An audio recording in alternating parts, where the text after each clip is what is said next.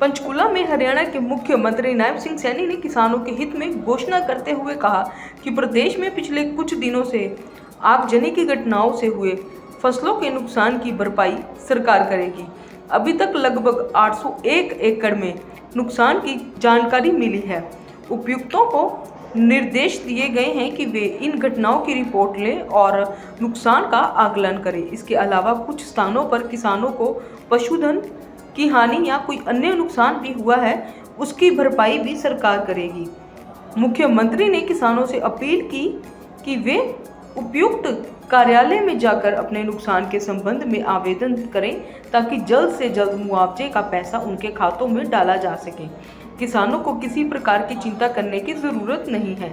मुख्यमंत्री ने ये घोषणा पंचकुला जिले के सुखदर्शनपुर गांव में स्थित श्री माधव गौशाला में श्री राधा कृष्ण मंदिर के लोकार्पण अवसर पर आयोजित कार्यक्रम को संबोधित करते हुए की। इससे पहले मुख्यमंत्री ने गौशाला परिसर में बने श्री राधा कृष्ण मंदिर का लोकार्पण कर पूजा अर्चना की। मुख्यमंत्री ने ये घोषणा पंचकुला जिले के सुखदर्शनपुर गांव में स्थित श्री माधव गौशाला में श्री राधा कृष्ण मंदिर के लोकार्पण अवसर पर आयोजित कार्यक्रम को संबोधित करते हुए की। इससे पहले मुख्यमंत्री ने गौशाला परिसर में बने श्री राधा कृष्ण मंदिर का लोकार्पण कर पूजा अर्चना की और पौधारोपण कर गौ माता को चारा भी खिलाया। इस मौके पर मुख्यमंत्री ने अपने कोष से 21 लाख रुपए तथा शिक्षा मंत्री श्री महिपाल ढांडा और कृषि मंत्री एवं किसान कल्याण मंत्री श्री श्याम सिंह राणा ने भी अपनी ओर से 11-11 लाख रुपए माधव गौशाला को देने की घोषणा की। कि माधव गौशाला चैरिटेबल ट्रस्ट में आज इस शुभ अवसर के ऊपर श्री राधा कृष्ण मंदिर का लोकार्पण भी हुआ है। भगवान श्री कृष्ण और राधा आज इस भूमि के ऊपर विराजमान हुए हैं। इसके लिए मैं आप सबको बहुत बहुत बधाई देता हूं, शुभकामनाएं देता हूं। मेरा ये परम सौभाग्य भी है कि शिवालिक की गरिमालाओं की गोद में श्री माधव गौशाला में आज भगवान श्री कृष्ण का रूप आज यहाँ विराजमान है। इसके लिए आप सबको बहुत बहुत बधाई। मैं इस अवसर के ऊपर भगवान श्री कृष्ण के चरणों में शीश नवा करके प्रणाम करता हूँ और आप सबको इस पावन मंदिर की स्थापना के लिए बहुत बहुत बधाई और शुभकामनाएं देता हूँ। आप सब महानुभाव को मैं दोनों हाथ जोड़ करके प्रणाम करता हूँ, राम राम करता हूँ। आप सब जानते भी हैं और गौ माता का एक अत्यंत गहरा और पवित्र रिश्ता संबंध रहा है। उन्होंने अपने बचपन में ही जीवन का एक बड़ा हिस्सा गोकुल और वृंदावन के ग्वालों के रूप में बिताया है। वे गाय चराया करते थे और गौ सेवाओं को वो अपने जीवन में एक धर्म के रूप में मानते थे। मुझे खुशी है कि इस गौशाला में राधा कृष्ण का मंदिर बनने के बारे यह बात चरितार्थ होती है कि जहां गौ माता की सेवा होती है वहां भगवान श्री कृष्ण स्वयं वास करने लग जाते हैं। ये हमारे लिए बड़े गर्व की बात है। गौ सेवा श्री कृष्ण की बाल लीलाओं की एक प्रतीक है। मंदिर बन कि भगवान श्री कृष्ण जी के दो प्रसिद्ध नाम हुए हैं, गोविंद और गोपाल। गोविंद का अर्थ है गायों के रक्षक और गोपाल का अर्थ है गोपालक। गायों से उनका रिश्ता कितना आत्मिक और घनिष्ठ था, ये हमें उनकी जीवन की लीलाओं से ये पता चलता है, हमें उनसे प्रेरणा मिलती है। मुझे ये भी खुशी है कि इस गौशाला में श्री राधा कृष्ण मंदिर की स्थापना से इसकी पवित्रता कई गुना बढ़ गई है। को माता माना गया है और वह धन, धर्म, आरोग्य और करुणा की प्रतीक मानी जाती है।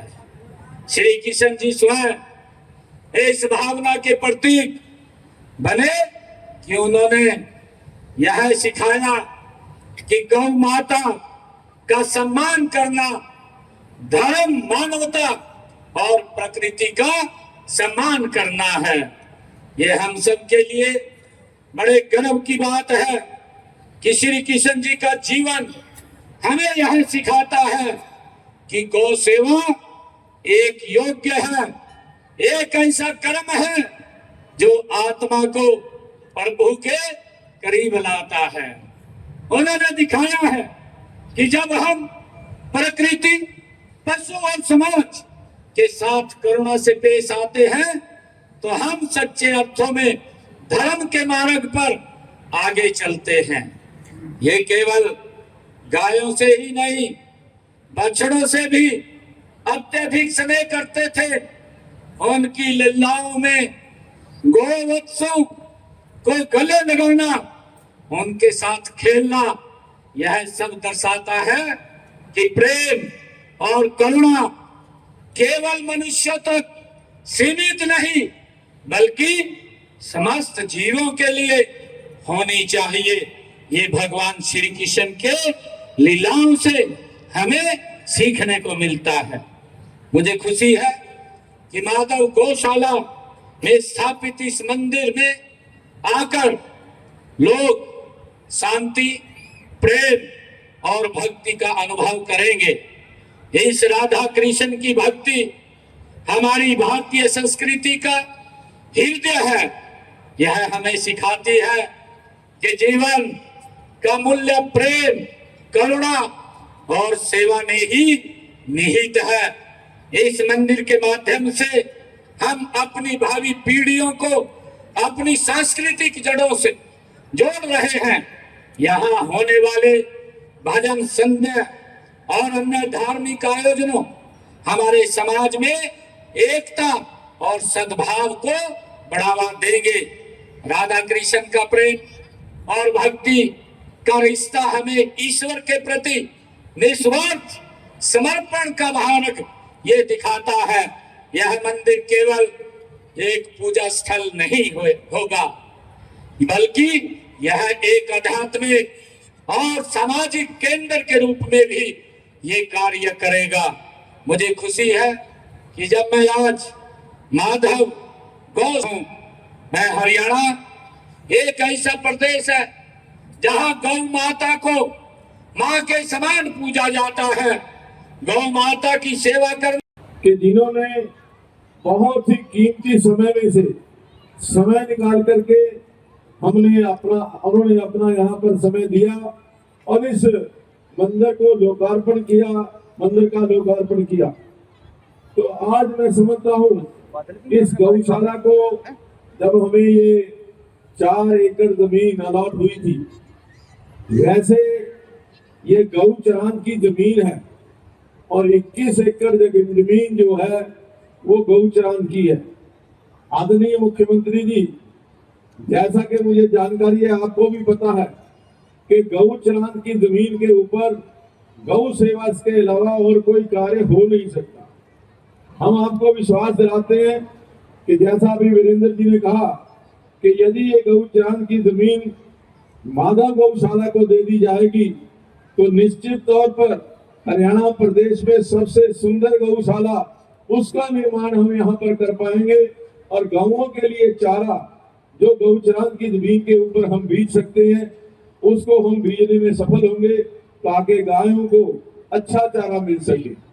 इसके अलावा जो आदरणीय वीरेंद्र जी ने कहा कि आज जितनी भी लीज हो रही है वो 33 साल की लीज हो रही है। पहले 10 साल की लीज हुई थी, इस लीज को 33 साल की लीज किया जाए।